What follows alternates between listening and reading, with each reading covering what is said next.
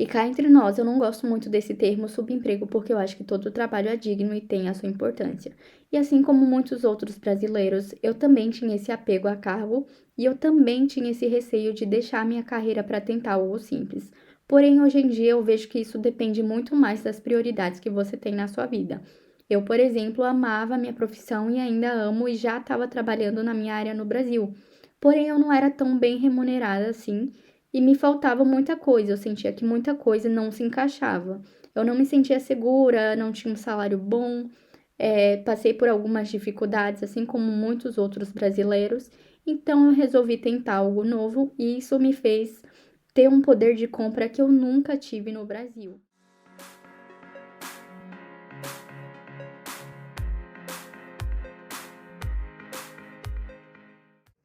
Hello, people! Sejam todos bem-vindos a mais um vídeo do canal. Para quem ainda não me conhece, eu me chamo Fernanda, sou intercambista na Irlanda há quase 2 anos e a minha missão aqui nesse canal é te ajudar a planejar o seu intercâmbio de forma simples em apenas 3 passos.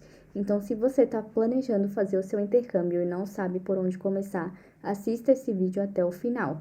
E se você ainda não é inscrito, já se inscreve e ativa o sininho para não perder nenhuma novidade, porque eu tô preparando muito conteúdo de valor e imperdível para você. Então eu vou começar o vídeo com a seguinte pergunta para fazer você refletir: o que significa valer a pena para você?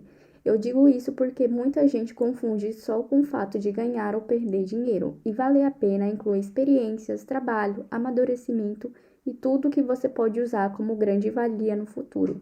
Então, é essa visão que eu tenho e com toda a minha experiência, com toda certeza, eu posso afirmar para vocês que tem muito mais coisas a se ganhar do que a se perder. Como, por exemplo, essas coisas que eu falei para vocês anteriormente, que são uma experiência de trabalho, experiência de vida, porque fazer o intercâmbio te dá uma nova visão de mundo e também te traz um amadurecimento. Também tem um networking, não só em questão de trabalho, de conhecer outras pessoas que trabalham na sua área, fora do seu país, para te inspirar, mas também ter outros amigos de outros países para te enriquecer culturalmente e você aperfeiçoar a linguagem que você está aprendendo aqui.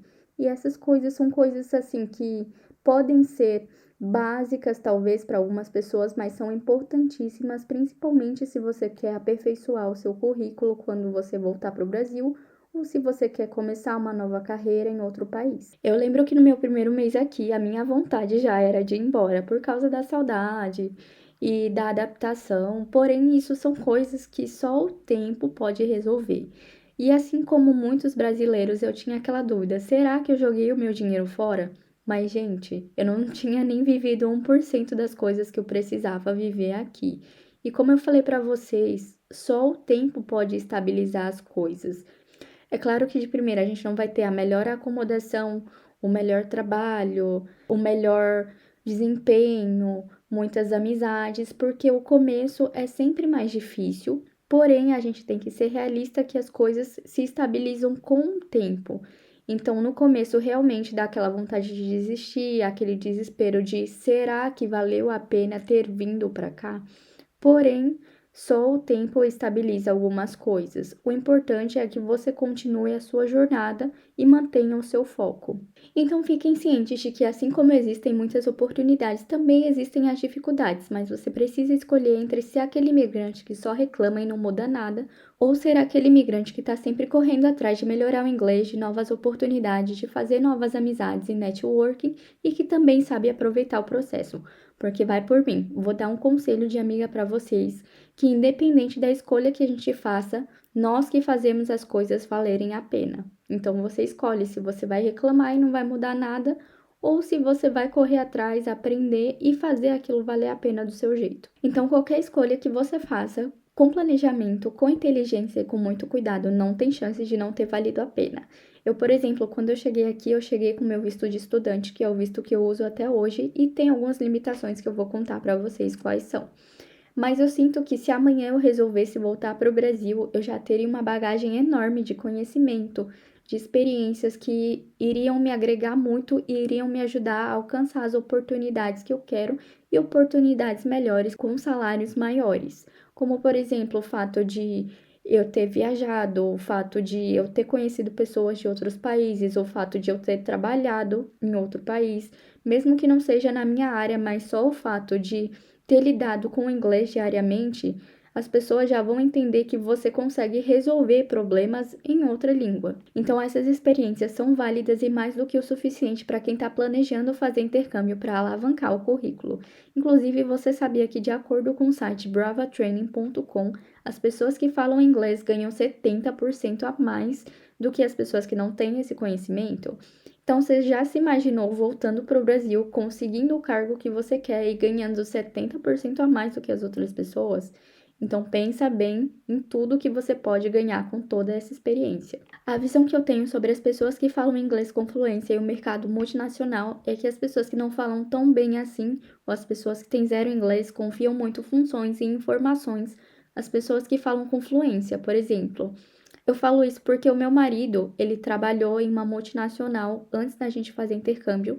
Ele já tinha fluência em inglês por ter estudado na infância dele. E aí, mesmo fazendo estágio naquela empresa de comunicação, a equipe dele não falava tão bem assim. Então, as pessoas confiavam muito em informações a ele e ele participava de muitas reuniões, mesmo que fossem outras pessoas que teriam que representar, mas ele acabava meio que tomando ali à frente por saber traduzir, por saber se comunicar e também pela questão da confiança. Eu acho que as pessoas que falam inglês, elas transparecem mais confiança por ser pessoas que têm mesmo o dom da comunicação. Então, a comunicação, ela é importante em qualquer linguagem. E com isso, ele conseguia traduzir as reuniões e se comunicar com o pessoal de outras empresas fora do país juntamente com a empresa do Brasil, ou seja, ele era uma ponte entre as empresas de fora do país e a empresa que ele estava trabalhando. Dito isso, você me pergunta, mas quais são as limitações do visto de estudante? Bom, algumas das desvantagens são poder trabalhar apenas 20 horas por semana e não ter acesso a trabalhos full-time, que geralmente esses trabalhos têm escalas mais estáveis e também pagam salários maiores que o salário mínimo. Mas nem tudo está perdido.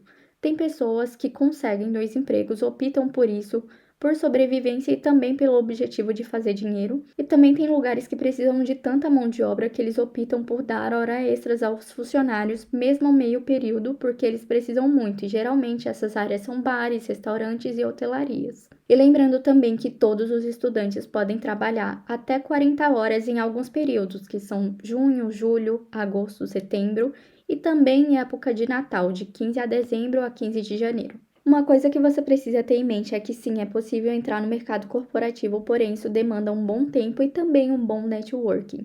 É muito mais comum e realista você começar por trabalhos que chamamos de entry job, e algumas pessoas falam também subemprego, que são camareira, garçonete, faxineira, babá, recepcionista e por aí vai. E cá entre nós, eu não gosto muito desse termo subemprego porque eu acho que todo trabalho é digno e tem a sua importância.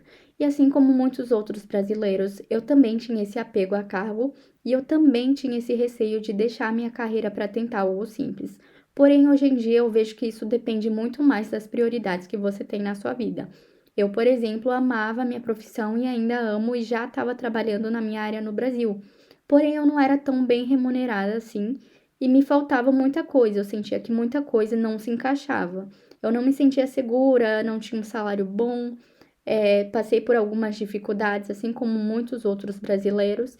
Então, eu resolvi tentar algo novo e isso me fez ter um poder de compra que eu nunca tive no Brasil. Como, por exemplo, quando eu estava trabalhando como faxineira e lavando pratos, eu consegui visitar um dos países mais caros da Europa, que é Luxemburgo, pagando apenas 17 euros na passagem. E de lá eu ainda peguei um trem para ir para a Bélgica. E além do custo da passagem, eu consegui planejar tudo em 2 semanas, isso contando todos os custos dos 2 países. Uma coisa que eu não conseguiria fazer no Brasil, porque para ir para esses 2 países eu teria que planejar meses ou anos para poder juntar o dinheiro que eu precisava. Inclusive, eu não sou a única pessoa que pensa dessa forma sobre recomeçar. Se você acha que a idade é um obstáculo, eu tenho amigas que têm até mais idade do que eu, têm mais anos de carreira do que eu, que tinha casa, que tinha carro, que tinha tudo no Brasil, uma vida meio que já instável, mas elas tinham esse desejo de recomeçar, então elas venderam tudo e hoje não se arrependem, porque a visão de mundo que elas tinham e a prioridade de vida que elas tinham ia muito além do que é material. Tô com frio.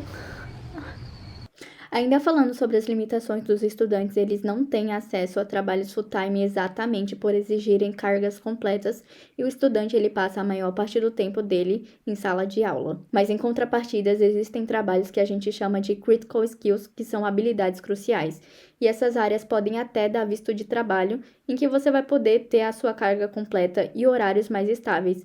E alguns desses trabalhos são chefe de cozinha, profissionais de TI e também a área da saúde, como enfermeiro e também cuidador de idoso. E se você cumprir com todos os requisitos para trabalhar nessas áreas, você pode se aplicar mesmo sendo estudante. Se você tem interesse, eu vou deixar o link na descrição e também podemos deixar esse assunto para um próximo vídeo. Depois de ter contado para vocês algumas desvantagens de ser estudante, eu vou contar um dos benefícios de ser estudante que particularmente é o meu preferido, que são os descontos nas lojas, estabelecimentos, restaurantes e eventos. Inclusive, nós temos um cartão chamado Lipcard, que além de ser o cartão do ônibus que nos garante pagar só €1 na passagem como estudante, e é esse documento que garante o nosso desconto nesses lugares que eu falei para vocês.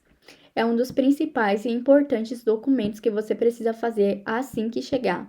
É obrigatório para facilitar a sua vida, a não ser que você queira pagar caro numa passagem de ônibus ou não ter desconto nos lugares, então não faça.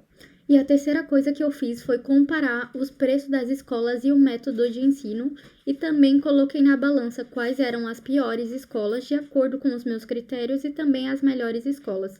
Eu usei alguns critérios pessoais, como localidade da escola, se, por exemplo, a escola estava no local acessível de transporte, se era muito longe ou muito perto da minha casa, enfim, dentro do seu prazo de embarque, ou se também tem muitos ou poucos brasileiros na escola, porque assim, tendo mais acesso a pessoas de outras nacionalidades, você consegue praticar melhor o seu inglês e não falar português o tempo todo na aula. E fora o método de ensino, como que você pode pagar esse valor e quando você pode e até quando. E se você é como eu, que tem medo de levar golpe, hoje em dia tem muitos grupos ativos no Facebook onde as pessoas interagem diariamente, mandando vagas de trabalho ou compartilhando acomodações.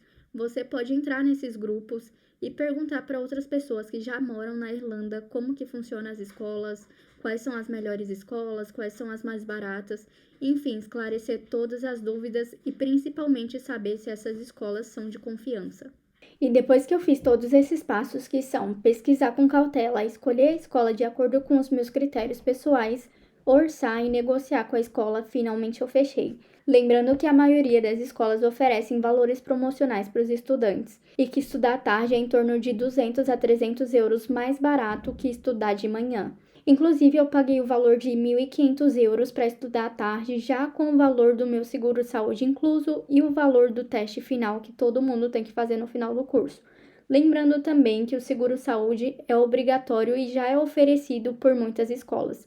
Então, muitas vezes, junto com o valor da escola, você também vai estar pagando o valor do seguro-saúde e o valor do seu teste final, porque estudar à tarde é em torno de 200 a 300 euros mais barato que estudar de manhã, e se eu tivesse optado por estudar de manhã, eu teria pagado 1.000. Teria pagado ou teria pago, amor? O certo é teria pagado, teria pago, né? Teria pago. E se eu estivesse... Pagadado. Para, porra! Pagadado, não foi por mim. E se eu tivesse optado por estudar de manhã, eu teria pago o valor de 1.700 euros, porém com esses adicionais. Uma outra coisa muito importante para vocês saberem é que na hora da negociação com a escola, eles vão te dar opções de datas que você pode começar. Então, você pode escolher de acordo com as datas que eles têm disponível. Caso você ainda não tenha comprado nem a sua passagem, eu recomendo que você venha no verão. Isso porque essa época é bem mais movimentada em comparação às outras épocas do ano. E muitos lugares contratam mais nas áreas de restaurante, hotelaria e todas as outras áreas relacionadas ao atendimento ao cliente. Além disso, se você é o tipo de pessoa que gosta de aproveitar bem o dia, você vai amar vir para cá no verão, porque os dias duram muito mais. A luz do sol se põe às 10 da noite e isso quando a gente não tá no pico do verão. Então, se você é o tipo de pessoa que gosta de sair depois da aula ou depois do trabalho, fazer caminhada ou até mesmo ir para o parque, com certeza você vai amar vir para cá no verão. Bom, então vamos para o que interessa, que é como eu consegui tirar o meu visto de estudante na prática. Bom, depois que você concluir a sua matrícula da escola, a primeira coisa que você tem que solicitar é a carta da escola. E nessa carta vai conter todas as suas informações como aluno. Vai ter algumas informações pessoais suas, o seu número de registro do aluno, a data que você vai começar o curso e também a assinatura da escola comprovando que você está estudando lá e que efetuou o pagamento. Lembrando que a carta da escola é só um dos principais documentos que você vai precisar para mostrar para a imigração. Os outros são comprovantes de renda de 4.500 euros, comprovante de residência, documentação em dia, que seria o seu passaporte válido, seguro-saúde, que já é oferecido pela escola, e a passagem de volta ou a reserva da sua passagem. Tendo todos esses documentos em mãos, você já pode ligar para a imigração para agendar o seu visto. Eu conheço pessoas que tentaram agendar o visto desde o Brasil, porém, no meu caso, eu só consegui estando aqui, e isso foi uma das primeiras coisas que eu fiz quando chegar aqui, e tem que ser uma das primeiras coisas que você vai fazer quando chegar, porque é esse visto que vai garantir a sua estadia no país, caso contrário, você não pode permanecer. E depois do visto agendado, você vai receber todas as informações necessárias da data, endereço e o horário que você precisa estar lá. E quando chegar essa data, é só você comparecer no escritório da imigração de acordo com o que você agendou e mostrar todos os documentos. Uma dica de ouro que eu dou para você que ainda não tem inglês com fluência, assim como eu não tinha quando eu cheguei, é que você deixe todos os documentos já na palma da sua mão e que você entregue sem que solicitem. E se por acaso fizerem alguma pergunta para você que nunca é nada demais, você pode usar o tradutor, até porque eles sabem que você tá ali para estudar. Graças a Deus, na minha vez, eu tive uma ótima experiência, foi muito bem atendida, tiveram paciência comigo, eu entreguei todos os documentos sem que me pedissem e não me fizeram muitas perguntas a não ser sobre aquilo que já estava na mesa, que seriam os documentos de residência e da escola. Então, já adiantando aqui, esses são os documentos que você não pode ficar sem. Então, já anota aí, porque esses são os documentos obrigatórios, até mesmo antes do embarque, que são a carta da escola, comprovante de residência, comprovante de renda de 4.500 euros, vacinas em dia, passagem de volta ou até mesmo a reserva da passagem de volta, seguro-saúde e o passaporte dentro da validade. E são todos esses documentos que vão te garantir a entrada e a permanência no país, porque o governo precisa saber se você consegue se manter, se você tem aonde morar e o que você está fazendo ali. E se você tem onde recorrer se você passar por uma emergência médica.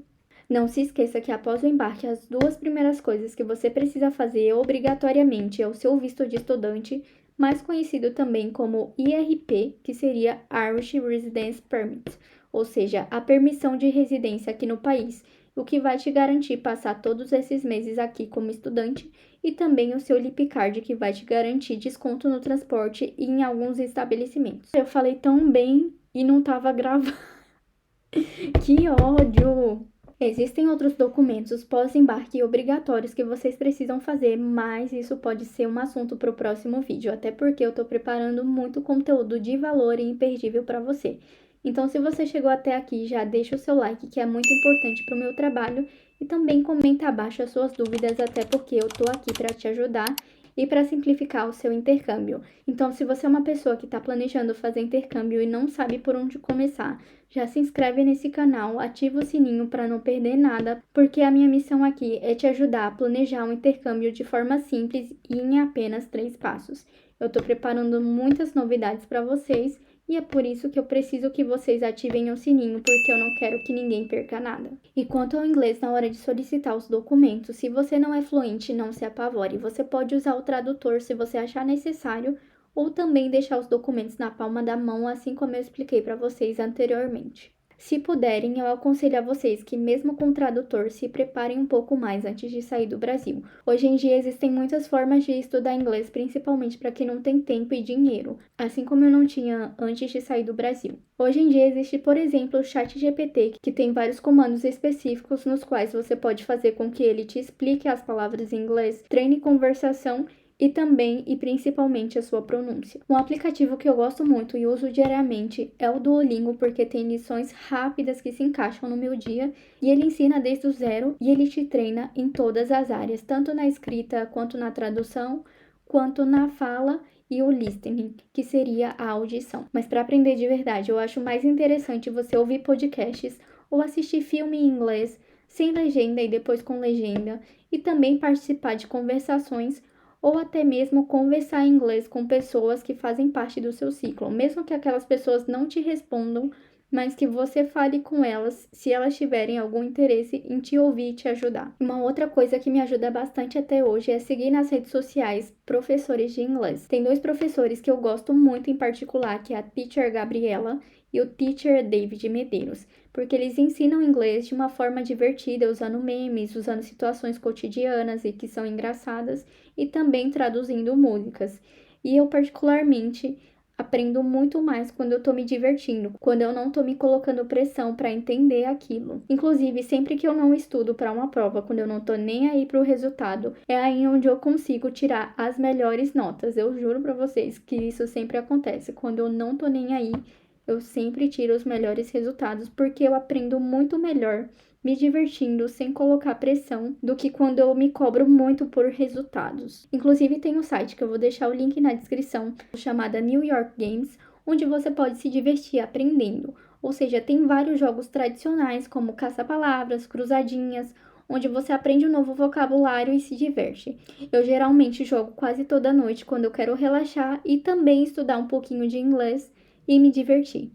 Eu vou deixar o link dessa plataforma aqui na descrição, junto com os outros links das informações que eu trouxe nesse vídeo. E por enquanto é isso, pessoal. Se você chegou até aqui, não se esquece de deixar um like, que é muito importante para o meu trabalho. Também não se esquece de comentar suas dúvidas, porque eu tô aqui para te ajudar. E também não se esquece de se inscrever e ativar o sininho, porque eu tô preparando muita coisa boa para você.